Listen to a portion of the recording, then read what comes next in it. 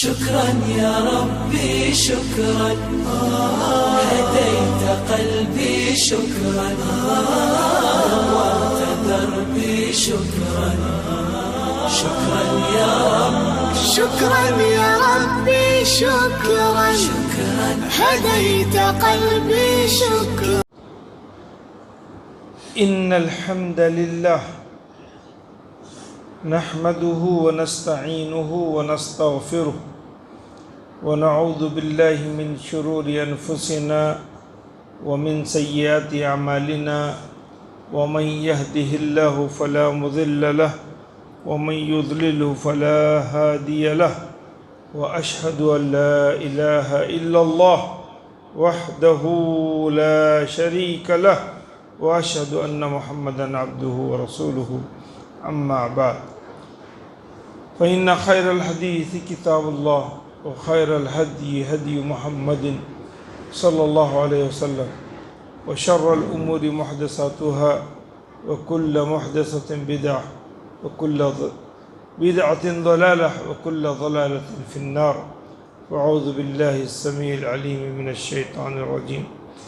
يا أيها الذين آمنوا اتقوا الله حق تقاته ولا تموتن إلا وأنتم مسلمون.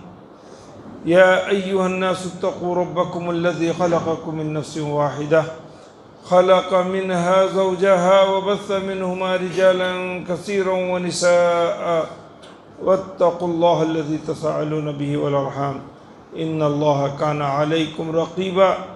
يا أيها الذين آمنوا اتقوا الله وقولوا قولا سديدا يصلح لكم أعمالكم ويغفر لكم ذنوبكم ومن يطع الله ورسوله فقد فاز فوزا عظيما.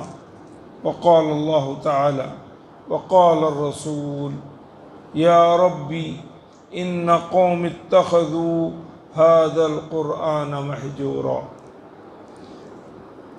سورۃ الفرقان آیت نمبر 30. برادران اسلام، معزز بزرگوں، عزیز نوجوانوں، اسلامی ماں و بہنوں، پیارے بچوں، ہم سب قرآن کریم کا بہت احترام کرتے ہیں.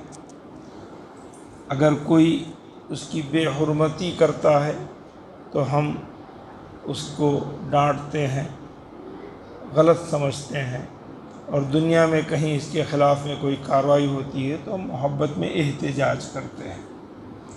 کیا یہ کافی ہے؟ قرآن سے محبت کا تقاضا صرف اتنا ہی ہے یا کچھ اور ہے؟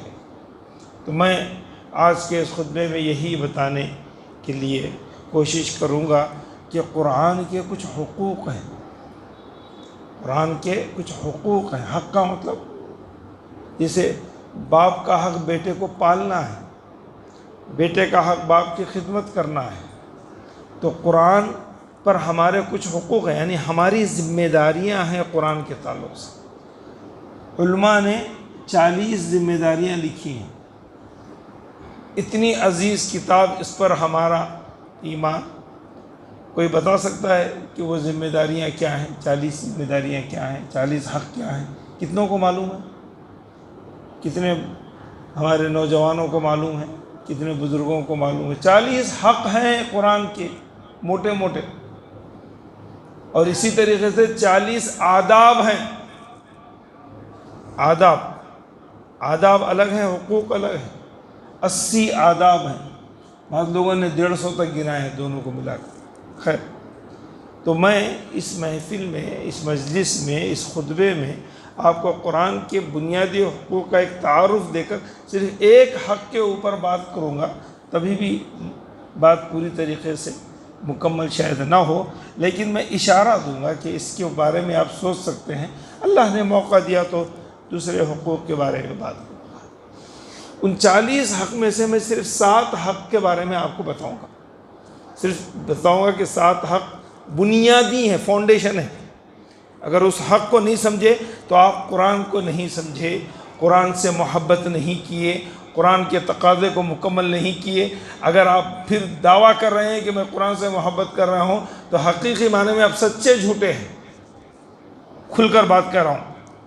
اگر اس کے بعد یہ بات سمجھ میں آ گئی، اس کے بعد کہا کہ نہیں مجھے قرآن سے محبت ہے، مجھے قرآن سے دلچسپی ہے، اور وہ 7 باتیں جو میں آپ کو کہنے جا رہا ہوں، اگر اس کو آپ سچے طور پر عمل کریں یا اس پر ایمان لائیں یا اس جو حق کو ادا کریں، تو حقیقی معنوں میں آپ اس کے حق ادا کرنے والے ہیں۔ آئیے وہ 7 حق کیا ہیں؟ پہلے میں وہ 7 حق گناتا ہوں۔ پہلا حق قرآن کا، اللہ کی کتاب ہے، اس پر ایمان لانا۔ بغیر ایمان لائے کہ آپ کتاب کے سارے اس کے اندر سائنس بھی ڈھونڈ لیے، جغرافیہ بھی ڈھونڈ لیے، سائنٹسٹ بھی بن گئے، جرنلسٹ بھی بن گئے، سب کچھ بن گئے، کچھ فائدہ نہیں۔ ایمان لانا، بنیادی چیز ایمان لانا۔ تو ایمان معمولی بات نہیں ہے، ایمان تقاضا ہے، زبان سے اقرار، دل سے سچا ماننا، پریکٹیکل کرنا۔ تو قرآن پر عمل کرنے کا نام ایمان لانا ہے۔ ایک مانو 3 چیزیں ہیں، ایمان کی 3 چیزیں کیا ہیں؟ الاقرار باللسان، التصبیت بالجنان، دل کے اندر وہ بات مضبوطی سے تھا۔ پھر اس کے بعد العمل بالجوارح، باڈی پارٹ سے اس کو آپ عمل کریں۔ جیسے نماز پڑھو، قرآن نے کہا تو ہم پریکٹیکل کر رہے ہیں۔ حج کرو تو پیسہ خرچ کر کے حج کو جا رہے ہیں۔ زکوٰۃ ادا کرو تو زکوٰۃ اپنی سالانہ آمدنی میں سے نصاب کو پہنچ رہے ہیں، تو پریکٹیکل ہے۔ تو یہ پہلی چیز قرآن پر ایمان لانا۔ اس کی دلیل قرآن کے اندر سینکڑوں آیت ہے، 1 نہیں 2 نہیں۔ اتلو ما اوحی الیک من الکتاب، آپ پڑھ کر سناؤ عمل کرنے کے لیے۔ قرآن کے اندر بار بار آمن الرسول بما انزل الیہ من ربہ والمؤمنون کل آمن باللہ وملائکتہ وکتبہ، یہ کتاب اور اس کے سابقہ کتابوں پر ایمان لانا ضروری ہے۔ ایمان کیا ہے، پھر ایمان کی تفصیلات کیا ہیں، انشاءاللہ آگے اس پر بھی تفصیلات ذکر کی جائیں گی۔ دوسرا حق، غور سے سنیے، دوسرا حق قرآن کا سننا ہے۔ قرآن کو غور سے سننا ہے۔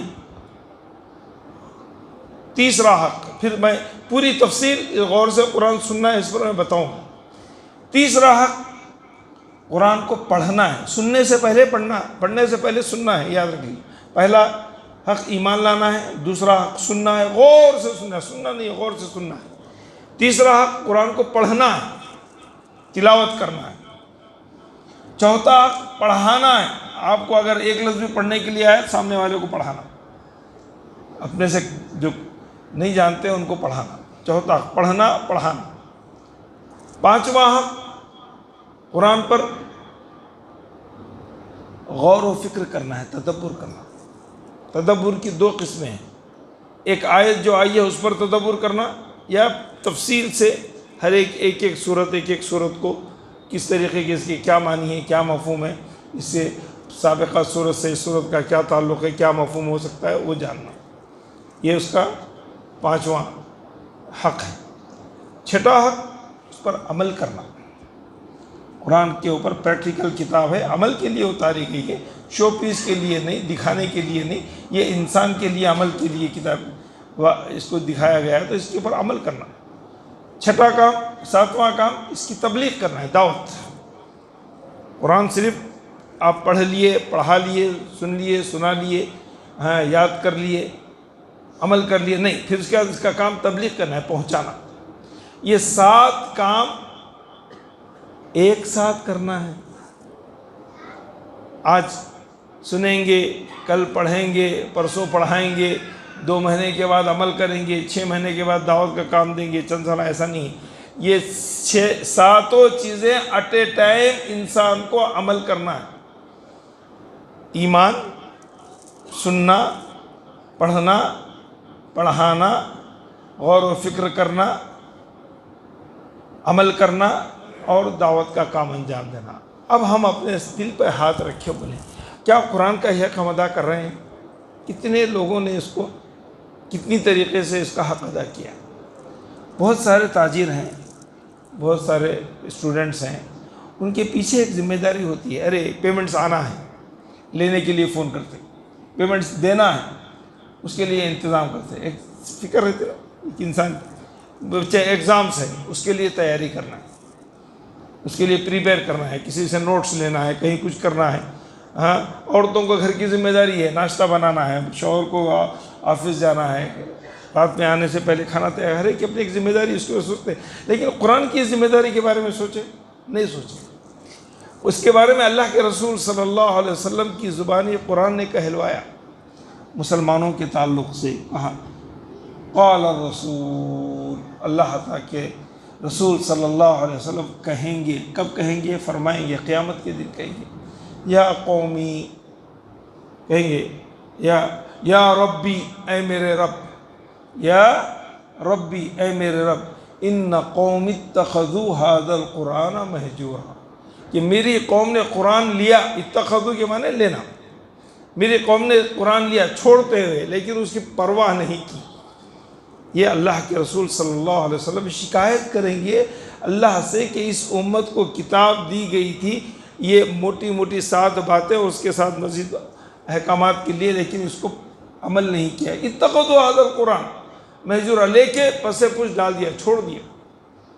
ہمارے پاس بہت ساری چیزیں ہوتی ہیں، لیتے ہیں، گھر کے اندر کہیں پڑی ہوئی ہوتی ہیں، اگر کسی سے پوچھا جائے تو کہاں ہے کہ بھئی دیکھنا ہے، نکالنا ہے، وہ سامان کے اندر پرانے اسٹور روم کے اندر کہیں پڑی ہوئی، نکالنا پڑے گا، دیکھنا پڑے گا۔ نہیں، لے لیے تھے، بچوں کو شوق تھا لے لیے تھے، بیوی کو شوق تھا لے لیے تھے۔ تو قرآن کا بھی وہی حال، قرآن کا بھی وہی حال ہے کہ اس کے اوپر غلاف کے اوپر دھول جمی ہوئی ہے، اس کے اوپر گرد و غبار ہے، کبھی ہم نے اس کو کھول کر اس سنجیدگی سے نہیں پڑھا جیسے ہم اپنے زیور کو رکھے ہوئے ہیں حفاظت کے ساتھ۔ قرآن کو بھی ویسی حفاظت کر رکھ دیا، اس کو عملی طور پر استعمال نہیں کیا۔ تو اب آئیے میں ان 7 باتوں میں سے دوسری بات کے اوپر بات کرتا ہوں۔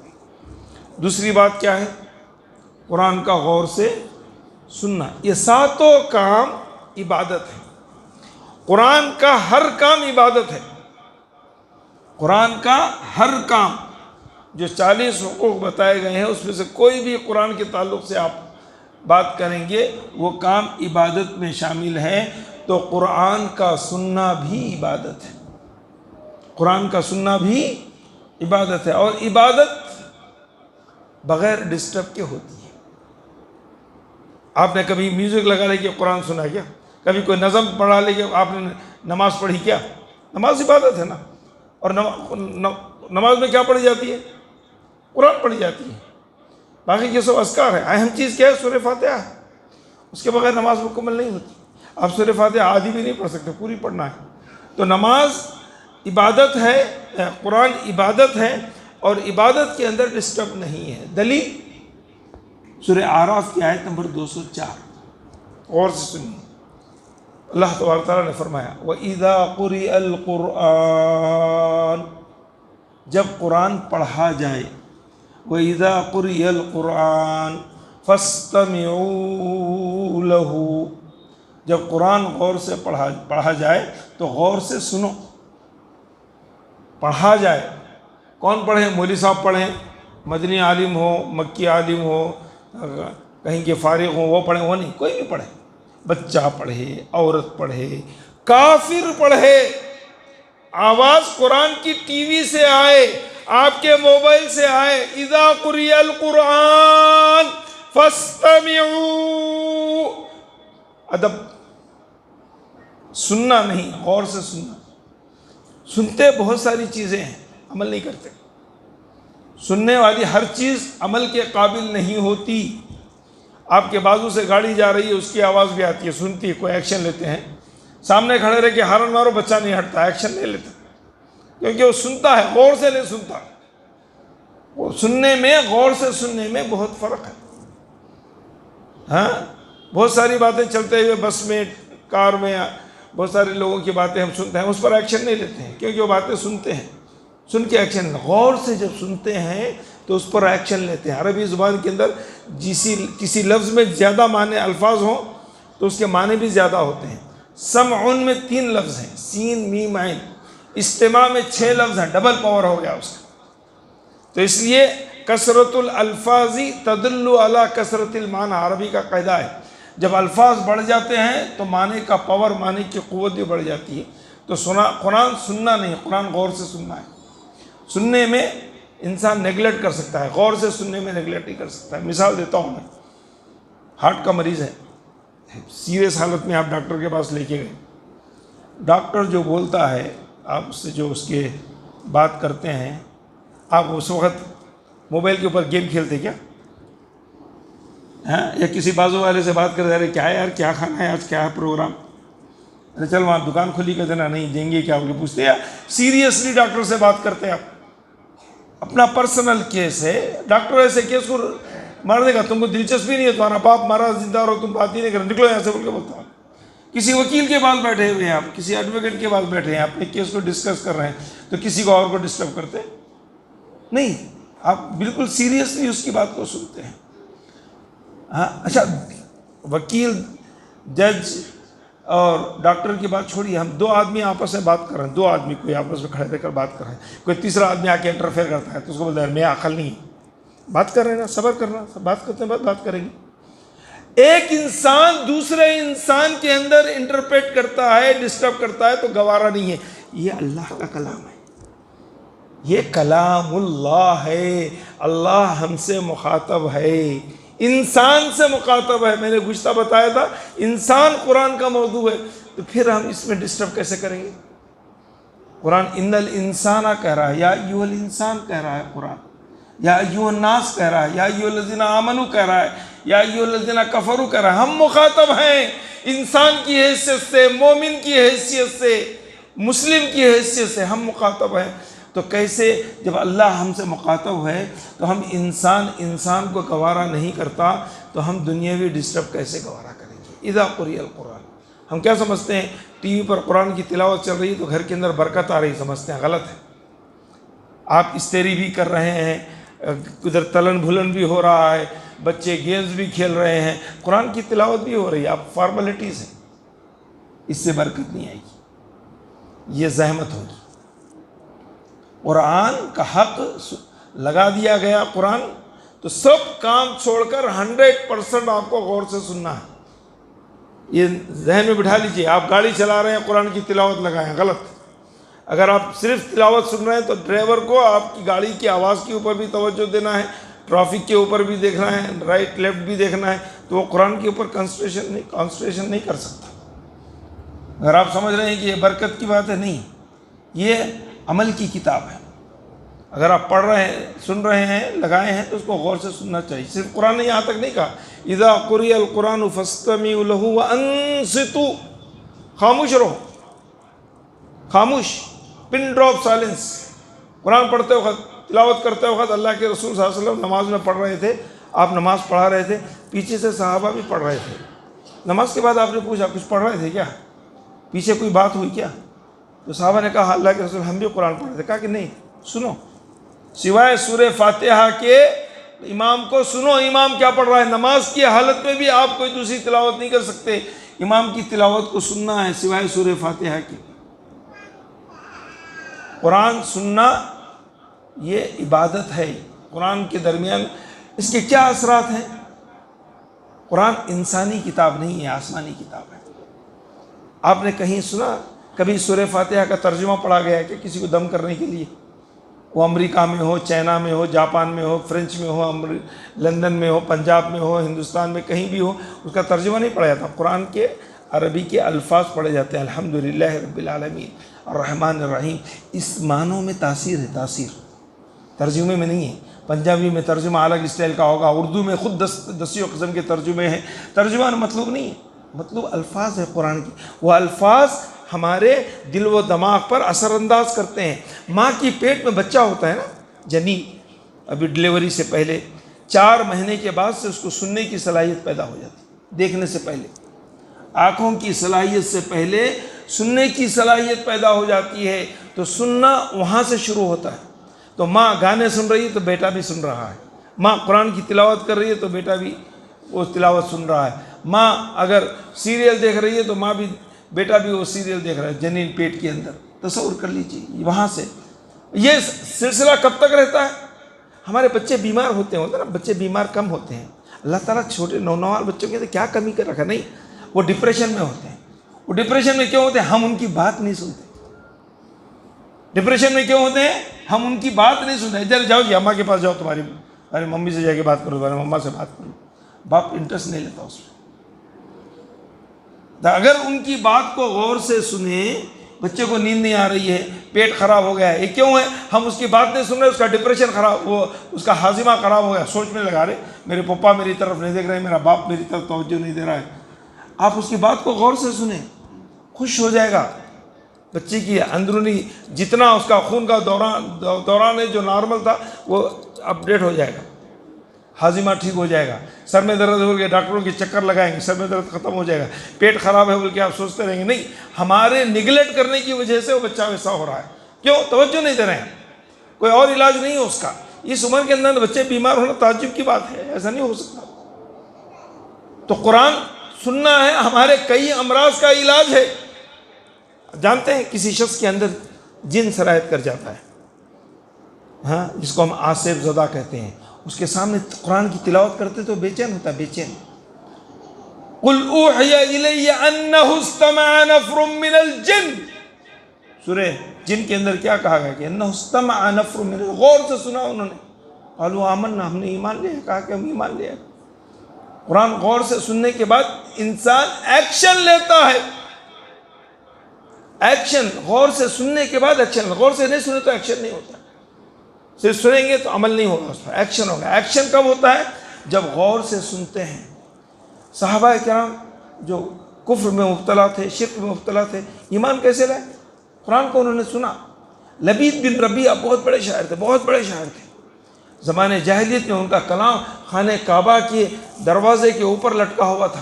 لبید بن ربیہ کا کلام 7 کلاموں میں سے معلقات اس کو کہا جاتا تھا. اتنا بڑا شاعر، اس کے شاعر کو، کلام کو اتنا، شاعری کو اتنی اہمیت دی جاتی تھی.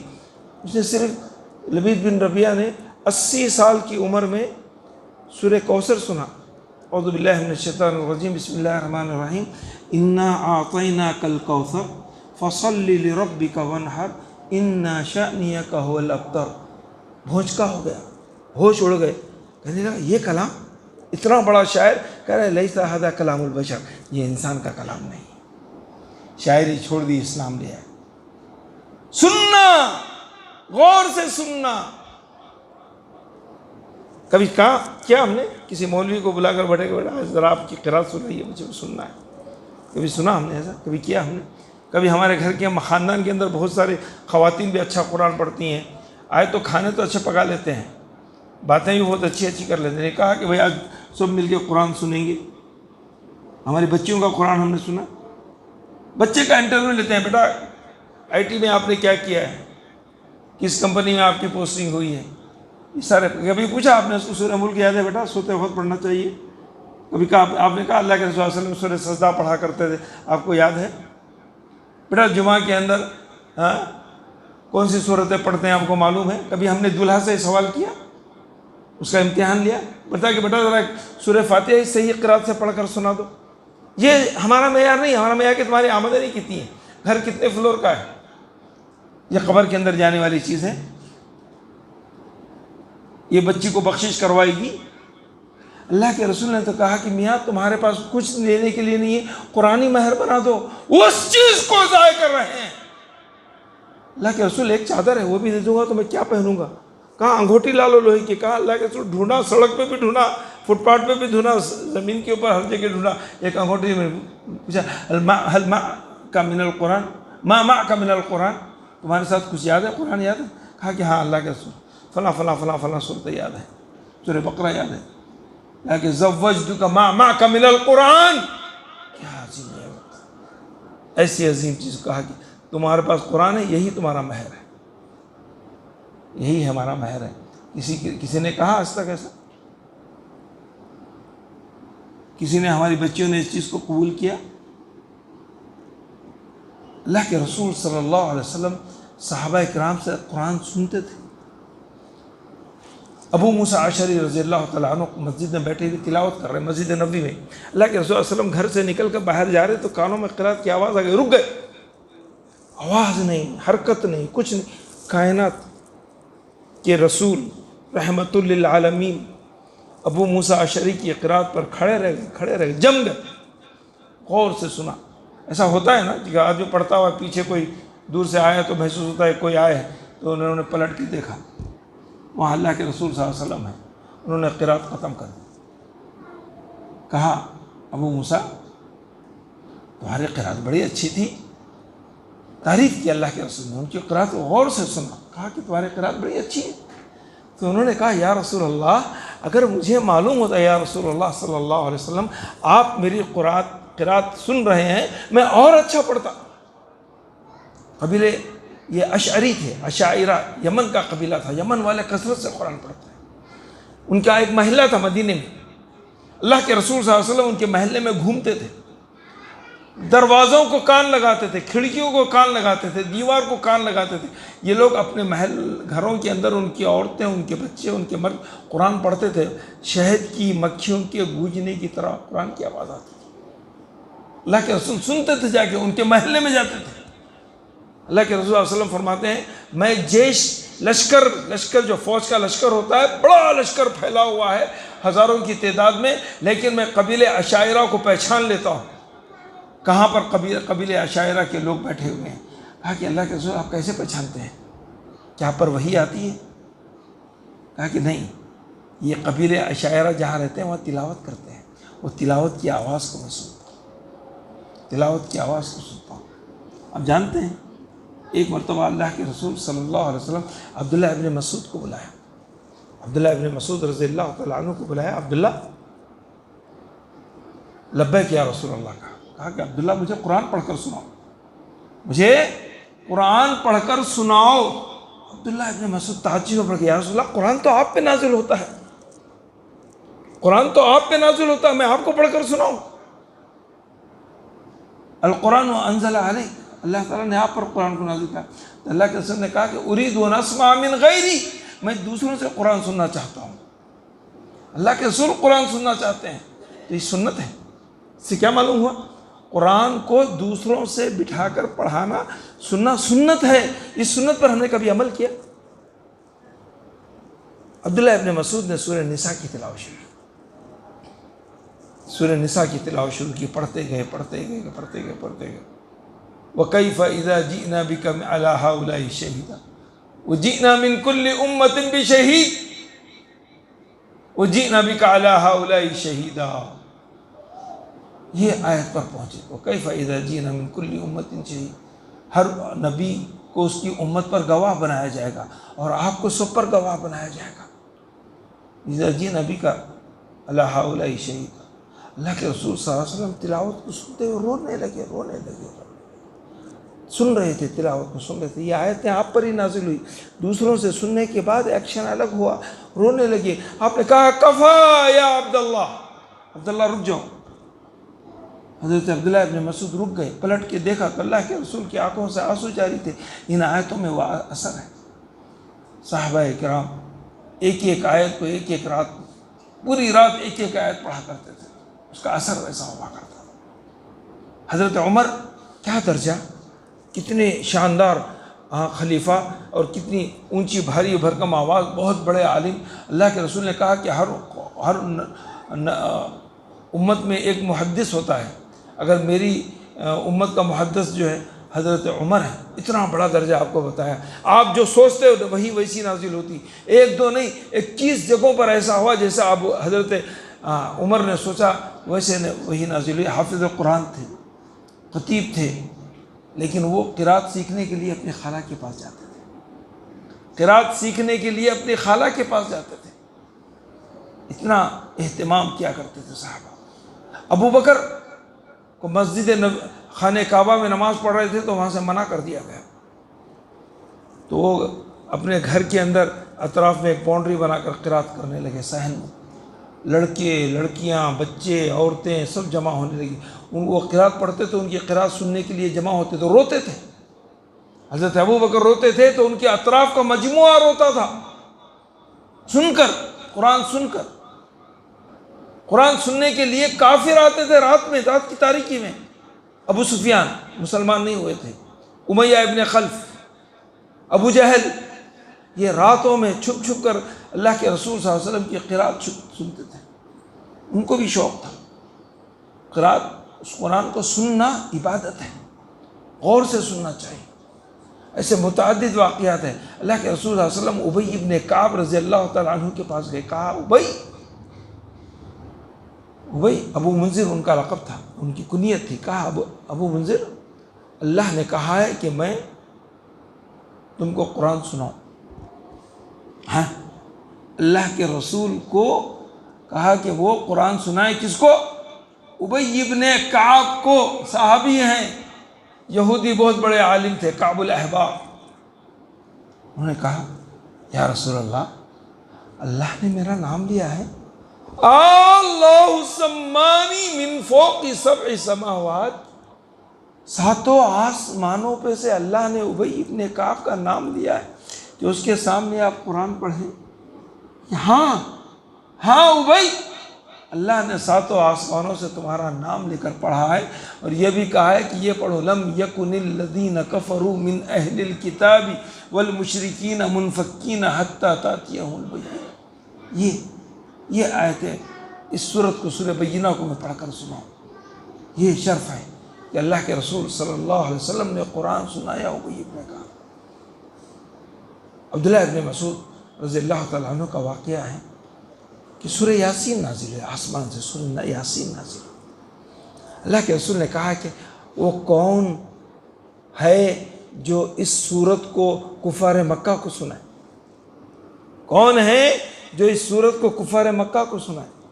تو سامنے عبداللہ ابن مسعود تھے. کہا کہ یا رسول اللہ، میں یہ سورت کفار مکہ کو سناتا ہوں. بہت اچھے قاری تھے، بہت اچھی ان کی قرات تھی، لیکن بڑے دبلے پتلے تھے، چرواہے تھے، کمزور تھے. ان کی ٹانگیں لکڑی کی طرح دی تھی، پتلی پتلی بانس کی طرح تھی. اگر درخت کے پر چڑھ جاتے تو جھونکا کھا کر ہوا چلی تو گر جاتے تھے. اس کے اندر اتنی بھی زیادہ طاقت نہیں تھی، کمزور تھے. اللہ کے رسول نے کہا کہ ان کی یہ پتلی ٹانگیں قیامت کے دن احد کے پہاڑ سے بڑی ہیں، احد کے پہاڑ سے زیادہ وزندار ہیں. کیونکہ عبداللہ ابن مسعود کا تقوی اور عبداللہ ابن مسعود کی قرات ویسی تھی. کہا کہ اللہ کے رسول میں پڑھ کر سناتا ہوں. اللہ کے رسول نے ان کو اجازت دے دی کہ سورہ یاسین کی آیتیں نازل ہوئی ہیں، جائیں اہل مکہ کو سنائیں. یاسین والقرآن الحکیم انک لمن المرسلین. صحابہ کو معلوم ہوا، حضرت ابو بکر کو معلوم ہوا، حضرت عمر، حضرت عثمان، علی، عبد الرحمن بن عوف، ان سب کو معلوم ہوا کہ اللہ کے رسول نے عبداللہ ابن مسعود کو قرآن پڑھنے کی مکے میں اجازت دی ہے، وہ بھی خانہ کعبہ کے صحن میں. اور حالات بہت پرخطر ہیں، مسلمانوں کے کفار دشمن ہیں، ان کو طرح طرح کی تکلیفیں چن چن کر دے رہے ہیں. اور یہ تو ایک چرواہے ہیں، ان کا قبیلہ گمنام ہے، ان کی کوئی پشت پناہی کرنے والا نہیں ہے. دوڑے دوڑے حضرت عبداللہ ابن مسعود کے پاس آتے ہیں. عبداللہ تم یہ قرآن مت پڑھو، مت سناؤ، سورہ یاسین مت سناؤ. کیوں؟ تم پڑھو گے تو تم کو یہ کفار مکہ ماریں گے. انہوں نے کہا کہ مجھے اللہ کے رسول نے اجازت دی ہے، میں کیسے بعد آ سکتا ہوں؟ اگر اللہ کے رسول نے مجھے منع کیا تو میں رک جاؤں گا. دوڑے دوڑے صحابہ اللہ کے رسول صلی اللہ علیہ وسلم کے پاس گئے. عبداللہ ابن مسعود سے کے بارے میں کہا یا رسول اللہ، آپ ان کو اجازت مت دیجیے، ہم میں سے کوئی عمر پڑھ لیں گے، عثمان پڑھ لیں گے، علی پڑھ لیں گے، عبد الرحمن بن عوف پڑھ لیں گے، آپ ان کو اجازت مت دیجیے. اللہ کے رسول نے کہا کہ میں نے اجازت دے دی ہے، اگر عبداللہ اپنی طرف سے رکنا چاہتے ہیں تو ان کی مرضی. عبداللہ رکے نہیں، تلاوت کرنے لگے یاسین. پورے طواف کرنے والے ان کے اطراف پہ جمع ہو گئے، عورت، مرد، بچے، بوڑھے، سارے کے سارے جمع ہو گئے اور رونے لگے سورہ یاسین کی تلاوت سے. انتہائی ماحول سناٹے کا چھا گیا. یہ اطلاع عقبہ بن ابی معیط اور ابو جہل کو ملی کہ عبداللہ ابن مسعود کی قرات سے سن کر لوگ متاثر ہو رہے ہیں. ان کو مارنے لگے یہاں تک کہ وہ بے ہوش ہو گئے. عبداللہ ابن مسعود بے ہوش ہو گئے، لیکن قرآن سنانا نہیں چھوڑے. جب ہوش آیا تو پھر تلاوت کرنے لگے. پھر ان کو مارا گیا، سر پھٹ گیا، سر سے خون بہہ رہا تھا. پھر ہوش میں آیا تو اپنے ماتھے پہ ہاتھ لگایا، خون کی طرف دیکھا، اشارہ کر کے بتایا رے اللہ کے دشمنوں، میں اتنا عظیم کلام تم کو سنا رہا ہوں، تم اس کے بدلے میں چند خون کے خطرے مجھے دے رہے ہو. یہ سودا مجھے منظور ہے. ما اهون علی اعداء اللہ، ارے اللہ کے دشمن کتنے کمزور ہیں، میں اتنی عظیم چیز ان کو دے رہا ہوں، اگر یہ میری زندگی بھی لے لیں تو اس کے بدلے میں کم ہے۔ قرآن سننے کی عادت ڈالنا چاہیے، پن ڈراپ سائلنس، کسی قسم کا ڈسٹرب نہیں، اس سے جسم کے اوپر سکون مرتب ہوتا ہے۔ الا بذکر اللہ تطمئن القلوب، ذکر قرآن ہے، اس سے دل کو اطمینان ہوتا ہے، اس سے دل کو اطمینان ہوتا ہے۔ بہت سارے امراض کا علاج ہے، ہارٹ کا علاج ہے، کیونکہ اس کے اندر وہ سکون ہے جو کسی اور چیز کے اندر وہ سکون نہیں میسر آ سکتا۔ اس پر پھر میں کبھی اور تفصیل سے انشاءاللہ تعالیٰ روشنی ڈالوں گا، اس کے اندر کئی واقعات ہیں جو اس وقت اس بات کی اجازت نہیں دیتے۔ تو قرآن کے یہ بنیادی حقوق قیامت کے دن ہمارے سامنے، میں ایک سوال کروں، ہمارے نوجوانوں کی حالت کیا ہے؟ میں پوچھ سکتا ہوں، ہمارے نوجوانوں کو آج معلوم ہے نمبر 1 کمپیوٹر کیا ہے، نمبر 1 سنگر کون ہے، نمبر 1 سانگ کون سا ہے، یہ سب اپڈیٹ ہے ان کے پاس۔ لیکن میں سوال کروں کہ نمبر 1 قاری کون ہے؟ ہمارے بچوں کو معلوم المعیق علی کون ہے، حسیری کون ہے، منشاوی کون ہے، سدیس کون ہے، شریم کون ہے؟ ان کی قراتوں کو ہمارے بچوں نے ریکارڈ کیا، کبھی ان کو سنا؟ ہمارے نوجوانوں کو کبھی اس بات کا احساس ہے حرمین کے ائمہ کے نام کیا ہیں؟ دنیا میں عالمی قرات کے کمپٹیشن کہاں ہوتے ہیں؟ بہترین قاری کون ہے، کس کو کتنے فالوور ہیں، غامدی کو سننے والے کتنے لاکھ کتنے کروڑ ہیں؟ کبھی ہمارے بچوں کو معلوم ہے؟ اپڈیٹ ہے؟ ہماری عزیز ترین کتاب جس سے ہماری زندگی کا دستور، اس کے بغیر ہماری نماز نامکمل، اس کے لیے ہم بہترین قاری والے امام کو ڈھونڈتے ہیں، بہترین حافظ اور بہترین عالم کو تلاش کرتے ہیں مسجدوں میں، اور اس کے بعد ہمارے مقتدیوں کا، مسلیوں کا، مسلم بھائیوں کا، بہنوں کا، بچوں کا یہ عالم کہ اس سے اس کی موٹی موٹی باتیں نہیں معلوم۔ یہ قرآن کا احترام ہے، قرآن کا حق ہم نے ادا کیا ہے۔ طاقوں میں سجایا جاتا ہوں، آنکھوں سے لگایا جاتا ہوں، قول و قسم کھانے کے لیے ہاتھوں میں اٹھایا جاتا ہوں۔ قسم کے لیے قرآن ہے، یا صرف رمضان کی تراویح کے لیے ایک بہترین قاری کو لایا جائے پھر اس کے بعد اس کو پڑھایا جائے، صرف اس کے لیے قرآن ہے؟ نہیں، یہ 7 عمل بیک وقت کیے جانے والے ہیں۔ پہلا عمل قرات کا ہے، اور دن میں 5 مرتبہ تو یہ ہونا ہی ہونا ہے۔ میں نے بہت سارا قرآن آدھے سے زیادہ قرآن امام کے پیچھے سن کے یاد کیا ہے، کبھی مدینے میں، کبھی مکے میں، کبھی محلے کی مسجدوں میں۔ کئی صورتیں، سورہ کہف بھی ہم نے سن کے یاد کی ہے، سورہ یاسین بھی ہم نے سن کے یاد کی ہے، سورہ احزاب بھی ہم نے سن کے یاد کی ہے۔ پیچھے ائمہ پڑھتے تھے، بار بار سنتے تھے۔ یہ چیز پتھر کی لکیر کی طرح ہوتی ہے، ان کی یہاں پر رہنے والے کی قرات غلط نہیں ہوتی، ایک ذمہ داری کے ساتھ پڑھتا ہے۔ ہم اپنے بچے کو ٹیوشن دینا ہے تو اس کو 10 کلومیٹر بھیجتے ہیں، 5 ہزار روپے فیس ایک سبجیکٹ کی دیتے ہیں۔ قرآن کے لیے کون سے مولوی کو ہم نے اپنے بچے کو 10 کلومیٹر بھیجا بھائی؟ کیسے کسی امام کو 5,000 روپے دے کے ایک بچی کو پڑھاؤ بول کر ہم نے ہائر کیا؟ ایسا سوتیلا سلوک ہے قرآن کے ساتھ، کیسے اس کے حقوق ہم ادا کر رہے ہیں؟ ہم نہیں ادا کر سکے، کوشش کریں ہماری نسل کو تو اس سے غفلت نہ رکھو۔ ہماری نوجوان نسل بڑی ننگی ہے بھائی، یہ شیطان ہے، فتنہ ہے، یہ ننگی دنیا ہے، جہنم ہے، بچوں کے ہاتھوں میں آ گیا ہے۔ ایک صاحب اپنے قاضی صاحب کے پاس گئے اور جا کے کہنے لگے، قاضی صاحب میں بچی کی شادی کرنا چاہتا ہوں، میں اپنی بچی کی شادی کرنا چاہتا ہوں۔ بولے کہ بچی کی عمر کیا ہے؟ بولے 10 سال۔ ہاں 10 سال شادی کرنا چاہتا؟ نہیں قاضی صاحب، بات یہ ہے اس کے ہاتھ میں موبائل آ گیا ہے، سب جان گئی بچی، والے کو مجھے ڈر ہے کہ فتنے میں نہ پڑ جائے۔ تو ہم نے اس سے کیا سیکھا؟ اس میں قرآن بھی ہے، ہزاروں قراء کی قراتیں اس کے اندر ہے، تفسیریں ہیں، یہ اچھی چیزیں بھی ہیں، ہم نے اس کو کب نکالا، کب سنا، کتنے علماء کو سنا، کتنے قاریوں کو سنا، کس کی قرات کو ہم پسند کرتے ہیں، ہم اپنا ایک ٹیسٹ رکھتے ہیں، میں نے یہ سلایا مجھے یہ پسند آیا، آپ کو کون سا قاری پسند آیا؟ مجھے ایک ڈش ایک ہوٹل کی پسند آتی ہے، یہ بھی انسان کے کھانے پینے کا ٹیسٹ ہے، چپل پہننے کا ٹیسٹ ہے، اینک لگانے کا ٹیسٹ ہے، ٹوپی کا ٹیسٹ ہے، انسان اپنی زندگی کے اندر ایک اسٹائل اپناتا ہے، قرآن کے لیے کیا اپنایا، کون سا قاری اس کو بہتر ہے؟